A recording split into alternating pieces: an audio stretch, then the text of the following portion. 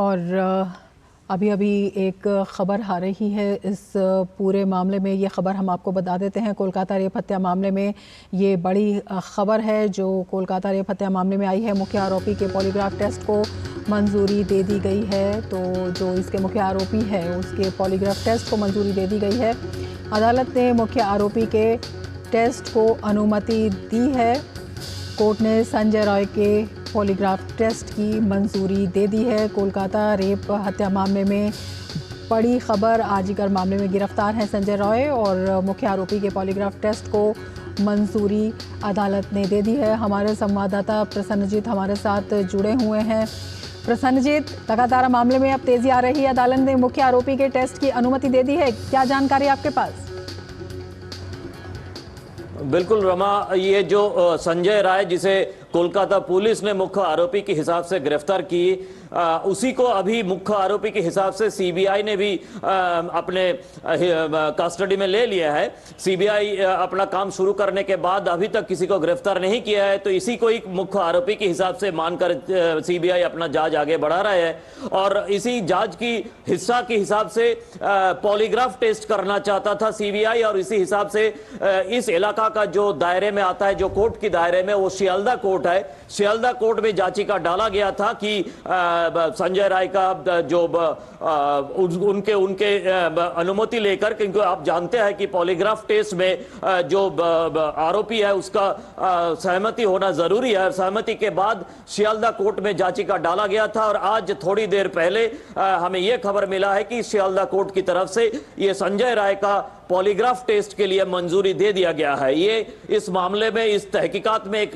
काफी बड़ा कदम है और शायद हो सकता है कि आज ही पॉलीग्राफ टेस्ट हो। सीजीओ जो सेंट्रल गवर्नमेंट ऑफिसेस कॉम्प्लेक्स बताया जाता है, वो सीजीओ कॉम्प्लेक्स सॉल्ट लेक में, वहीं पे हो सकता है कि मैजिस्ट्रेट की मौजूदगी में ये पॉलीग्राफ टेस्ट हो, क्योंकि कई दिनों से सीबीआई की, पिछले 2 दिनों से सीबीआई की जो जांच की तरीका है उससे लग रहा था कि पॉलीग्राफ, शायद ये पॉलीग्राफ की जो ऑप्शन है सीबीआई की तरफ से, ये भी आजमा कर देखा जाएगा। और आखिर तक यही हम लोग बोल नहीं पा रहे थे, लेकिन अब जब शियालदा कोर्ट ने इसका मंजूरी दे दिया है, तब हम कह सकते हैं कि अब और एक कदम आगे बढ़ा सीबीआई, और ये मुख्य आरोपी, तथाकथित मुख्य आरोपी जिसको कोलकाता पुलिस ने गिरफ्तार किया, वो उस मुख्य आरोपी संजय राय का पॉलीग्राफ टेस्ट हो सकता है आज शाम को ही होना शुरू हो जाए। रमा, प्रसन्नजीत, आपसे ये भी जानना चाहेंगे कि पॉलीग्राफ टेस्ट के बाद कितना इस मामले में आगे बढ़ने में और मदद मिलेगी? हाँ, देखिए, क्योंकि ये जो संजय राय को कोलकाता पुलिस ने सामने खड़ा किया है, तो इसके बारे में बताया जा रहा था कि ये ऐसे खूंखार अपराधी है कि किस तरह से बात कर रहा है, कि किस तरह से बातों को घुमाने की कोशिश कर रहा है। ये काफी समझना सीबीआई के लिए एक चैलेंजिंग था। इसीलिए जो क्रिमिनल साइकोलॉजिस्ट है, वो क्रिमिनल साइकोलॉजिस्ट को दिल्ली से बुलाया गया था, और शायद क्रिमिनल साइकोलॉजिस्ट का जो सेशंस है, वो सेशंस के बाद ही ये पॉलीग्राफ टेस्ट का एक फैसला लिया गया था। और जाहिर सा बात है कि पॉलीग्राफ टेस्ट इस तरह की क्राइम को सुलझाने के लिए एक अहम एक तरीका होता है, साइंटिफिक तरीका होता है, और आशा किया जा सकता है कि पॉलीग्राफ टेस्ट सीबीआई को 2 कदम आगे बढ़ा देगा। बिल्कुल प्रसन्नजीत, जैसा कि इस पूरे मामले में देखा है हमने शुरुआत से ही, कहीं ना कहीं जो आरोपियों को बचाने की कोशिश, कहीं ना कहीं जो सबूतों को नष्ट करने की कोशिश है, बीजेपी ने भी इसमें गंभीर आरोप लगाए हैं। सीबीआई के सामने भी बड़ा चैलेंज है। हाँ, बिल्कुल चैलेंज है, लेकिन क्योंकि आप देखिए, सबसे पहले तो जैसे हम बार बार आलोचना कर रहे हैं, सबसे पहले ये जो पीड़िता है, इनका दाह संस्कार करना ये जरूरी समझा कोलकाता पुलिस ने। दूसरी बात, जो सेमिनार हॉल क्राइम सीन है उसका सामने और आजू बाजू में जो दीवार तोड़ने की काम अचानक रेनोवेशन के नाम पर पीडब्ल्यूडी, जिनको 6-6 महीना, साल भर जिनका दिखाई नहीं मिलता है, वो पीडब्ल्यूडी आके यहाँ पे काम करना शुरू कर दिया है। फिर जो वहां पे प्रिंसिपल है, उन प्रिंसिपल को वहां से हटाकर दूसरे जगह पे भेजा गया और दूसरे जगह पे अपने ताकत के साथ वहां पे उनको फिर से रिहेबिलिटेट किया गया। तो ये सब कुछ देखकर लोगों को लगा कि किसी ना किसी तरह से सबूत मिटाने की, और बाद में 14 तारीख रात को जो गुंडों का हमला है, वहां पे वैंडलिज्म है, तो ये चारों घटना को मिलाकर लोगों की मन में ये शक पैदा हो गया था, एवं शक नहीं, वो यकीन में बदल गया है कि ये पूरी तरह से सबूत को मिटाने की एक कोशिश है। इसीलिए ना सीबीआई को तुरंत, जब सीबीआई सुबह अदालत की आदेश के बाद तुरंत सुबह पहुंच गई, सीबीआई अपना काम शुरू कर दिया, क्योंकि सीबीआई को समझ में आ गया था कि उनके लिए काम काफी कठिन है, क्योंकि सबूत मिटाने की पूरी कोशिश किया गया है। तो अब जितने सारे 3D स्कैनिंग हो, चाहे हो क्रिमिनल साइकोलॉजिस्ट हो, चाहे हो पॉलीग्राफ हो, आधुनिक क्रिमिनोलॉजी का जितना जितना हथकंडे अपनाया जा सकता है सीबीआई की तरफ से, वो किया जा रहा है। रमा, बिल्कुल प्रसन्नजीत, इस बारे में ये जानना भी बेहद अहम होगा कि जिस तरह सेमिनार हॉल में जो पीड़िता थी वो मौजूद थी, उनके होने की सूचना वहाँ पर देना आरोपी को, और उसके साथ ही फिर जब ये घटना हो जाती है, जब इसको देखा जाता है, और उसके बाद पुलिस का भी 40 मिनट देर से पहुंचना, ये भी अपने आप में बड़े सवाल खड़ा करता है। क्या इस बारे में कोई जानकारी मिल पाई है? हाँ, देखिए, सीबीआई को इसके बारे में जानकारी है, लेकिन सीबीआई की कहना है कि अभी इसके बारे में हम खुलासा नहीं करेंगे, क्योंकि देखिए 2-3 बातें। एक तो है कि जैसे आपने कह रही थी कि वहां पे पीड़िता है, इसके बारे में किसको पता चला, कैसे पता चला? जितने लोग, अगर एक आरोपी है या 2-4 आरोपी है, सब लोगों को कैसे पता चला? तो इसीलिए सबका फोन जो नंबर है, फोन नंबर को टैली करके सीबीआई की तरफ से दिखा जा रहा है कि उसका लोकेशन किस वक्त पे कहां पे, और दूसरी बात है कौन किसको फोन कर रहा है, ये सारे के सारे चेक किया जा रहा है। उस दिन नाइट शिफ्ट में जितने सारे लोग थे, ऊपर से जो मरीजों का जो जिसको पेशेंट पार्टी कहला जाता है, वो पेशेंट पार्टी को भी बुलाया जा रहा है कि आप लोगों ने कोई चीख की आवाज सुनी है क्या, और क्या इस चारों तरफ से। तो अब उसके बाद जब उन पीड़िता की माता पिता सुबह पहुंचे, उसके बाद अपने बेटी का डेड बॉडी देखने के लिए उन लोगों को 3 घंटा इंतजार कराया गया, ये भी एक आरोप है। तो ये सारे देखने के बाद लगता है कि कहीं ना कहीं किसी ना किसी जगह पे सबूत मिटाने की कोशिश किया गया था, और सीबीआई को इसीलिए काफी पुख्ता चैलेंज की सामना करना पड़ रहा है। रमा, बिल्कुल, आप हमारे साथ जुड़े रहिए। प्रसन्नजीत, हमारे साथ अमरेंद्र गुप्ता भी जुड़ गए हैं, हमारे संवाददाता, लगातार जो डॉक्टरों का प्रदर्शन है उसे कवर कर रहे हैं। अमरेंद्र, अब जब आरोपी के पॉलीग्राफ टेस्ट को अदालत ने निर्देश दे दिया है, इसके लिए क्या कुछ प्रतिक्रिया डॉक्टर्स में इसे लेकर? देखिए, डॉक्टरों को पहले दिन से, जब से घटना ये हुई और उसके बाद से जब ये मामला सीबीआई के पास पहुंचा, डॉक्टरों में काफ़ी सेटिस्फेक्शन है। अभी मैं सुबह से जब भी बात कर रहा हूं तो डॉक्टरों को सीबीआई पे खासा ट्रस्ट है, लेकिन वो इस मामले में फास्ट ट्रैक की बात कर रहे हैं और त्वरित न्याय की बात कर रहे हैं। और जो उनका ये प्रदर्शन है वो इसी बात को लेके है कि जो उनकी जो मांगे हैं उसमें सिक्योरिटी एक मांग हो। और अभी का मैं एक अपडेट बता देता हूँ, ये सुबह से ये धरना स्टार्ट जब हुआ तो अभी जो है इनका एक प्रतिनिधि मंडल जो है बाहर निकल के आया है। हेल्थ मंत्रालय के सेक्रेटरी के साथ इनकी बातचीत हुई है, और उस बातचीत का जो मूल सार यह है कि कल चूंकि मामला सुप्रीम कोर्ट ने इस मामले में सुमोटो लिया है, और कल जो सुप्रीम कोर्ट है इस मामले में अपना जजमेंट देगी, तो इनको कहा गया है हेल्थ सेक्रेटरी की ओर से, जैसा कि ऑफिशियली डॉक्टर अपर्णा है जो रेजिडेंट डॉक्टर एसोसिएशन की प्रेसिडेंट है, जिन्होंने अभी आकर मीडिया से बात की, उन्होंने ये बताया कि जो हेल्थ सेक्रेटरी हैं उन्होंने इनकी सारी मांगों को सुना, और जितने रेजिडेंट एसोसिएशन के जो हेड्स हैं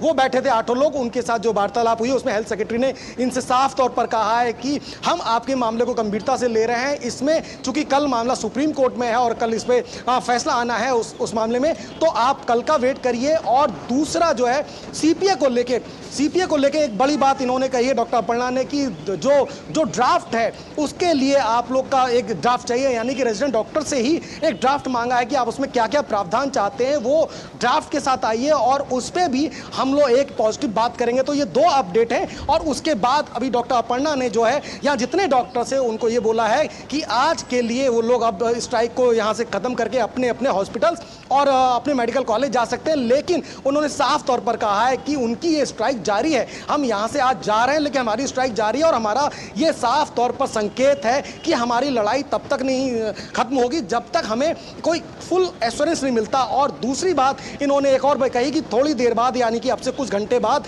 हो सकता है हेल्थ मिनिस्ट्री जो है इस मामले में कोई प्रेस रिलीज जारी करे या कुछ निर्देश जारी करे, जैसा कि उन्होंने मीटिंग से बाहर आके मीडिया को बयान दिया है। उन्होंने कहा कि उनसे जो हेल्थ सेक्रेटरी ने कहा है कि हम इस मामले में क्लियर डायरेक्शन अभी देने वाले हैं, यानी कि कुछ ना कुछ प्रेस रिलीज के माध्यम से बताने वाले हैं कि जो मीटिंग हुई और जो भी उनके जो पक्ष हैं यानी कि डॉक्टर्स के जो पक्ष हैं उस पर क्या क्या बात हुई, तो हेल्थ मिनिस्ट्री भी इस पर कुछ चीजें निर्देश के साथ दे सकता है। तो ये बड़ा अपडेट है। और दूसरी बात जो रमा, जो जिस तरह से ये डॉक्टर लगातार आपने देखा कि 8वां दिन है और 8 दिन से लगातार ये लोग प्रोटेस्ट कर रहे हैं और इनकी साफ तौर पर कुछ जेन्युइन मांगे हैं जिसको मिनिस्ट्री ने साफ तौर पर एड्रेस किया और संवेदना के साथ लिया है। इनकी पहली जेन्युइन मांग थी कि भाई आरोपी को सख्त से सख्त सजा मिले, और आपने जैसा बताया कि अभी जो है पॉलीग्राफ टेस्ट भी हुए हैं और बाकी सारी चीजें हुई हैं और सुप्रीम कोर्ट ने खुद सो मोटो लिया जिसपे कल फैसला होना है। और इसके अलावा जो सेफ्टी एनवायरनमेंट है काम करने का, और खासकर जो हेल्थ वर्कर्स में फीमेल हेल्थ वर्कर हैं, जैसा कि आपको पता है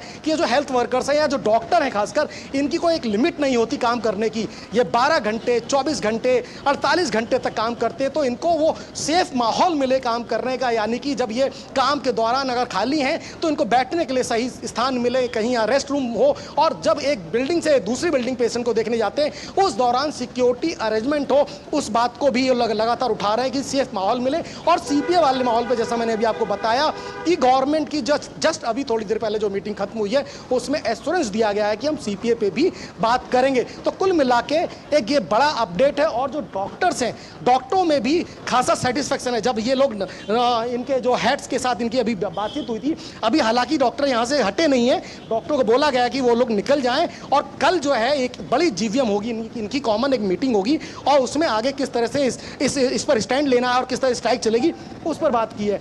ओवरऑल जिस तरह का अंदर से मैसेज आया है कि अब हेल्थ मिनिस्ट्री ने और खासकर हेल्थ सेक्रेटरी ने कहा है कि आपने आपके हर मुद्दों को सुना है, और चूंकि कल मामला सुप्रीम कोर्ट में है तो उसके जजमेंट के बाद और उनकी जो कुछ डायरेक्शन है वो देने वाले हैं। कैसा आप महसूस कर रहे हैं इस वक्त?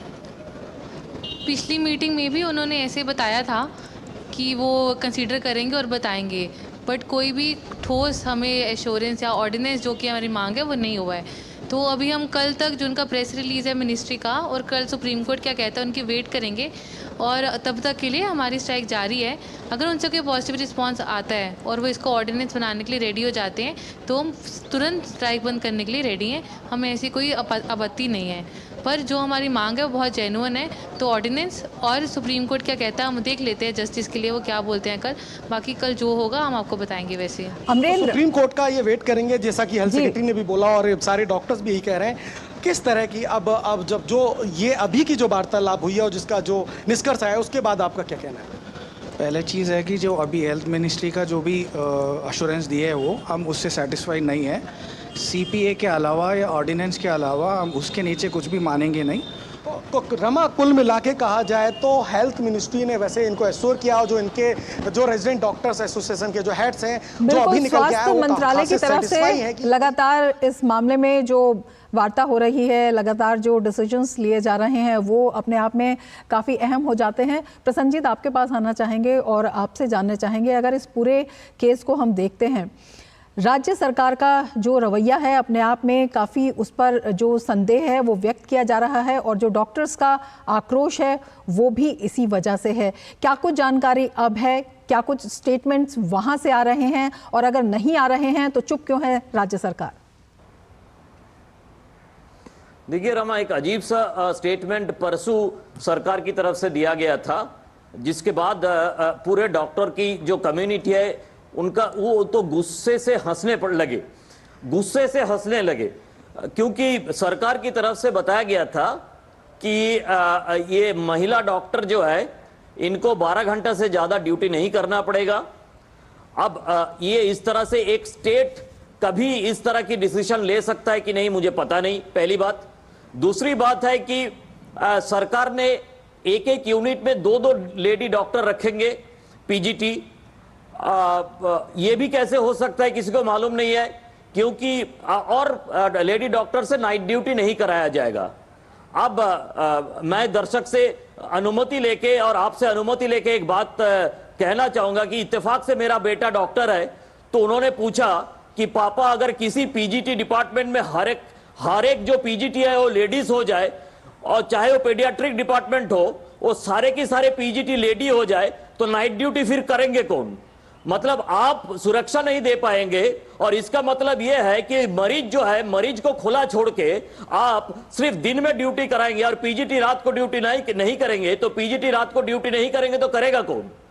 तो ये अजीब सा एक बयान प्रदेश सरकार की तरफ से लाया गया था परसों, लेकिन उसके बाद गुस्से से ये डॉक्टर, रेसिडेंट डॉक्टर, पीजीटी इतना हंसने लगे कि उसके बाद से सरकार ने कुछ बोलना मुनासिब नहीं समझा, या शायद हो सकता है कि इस बार कम से कम ममता बनर्जी को हेल्थ मिनिस्टर के हिसाब से थोड़ा शर्म आने लगे, तो इसके बारे में और आगे चर्चा नहीं हुआ। रमा, बिल्कुल, मुख्यमंत्री है, महिला है, और वहाँ का जो हेल्थ डिपार्टमेंट है वो भी उनके हाथ में है। उसके बावजूद, क्योंकि तमाम जो घटनाक्रम आए हैं, हमने देखा कि वो खुद भी वहां पर प्रदर्शन को लेकर निकली, तो किसके खिलाफ वो कर रही थी, ये भी अपने आप में एक बड़ा सवाल था। और इस तरह के फैसले लेना, ये क्या कुछ दिखाता है? क्या अभी भी इस मामले में बहुत सारी चीजें ऐसी हैं जिनका निकलना बाकी है, जिन्हें छुपाने की कोशिश की जा रही है? बिल्कुल रमा, मैंने एक तो ये कहानी आपको बताया कि ये परसों एक प्रेस कॉन्फ्रेंस करके ये बताने की कोशिश किया गया था कि हम महिलाओं के लिए कितना कुछ सोच रहे हैं और इसीलिए महिलाओं को नाइट ड्यूटी करना नहीं पड़ेगा।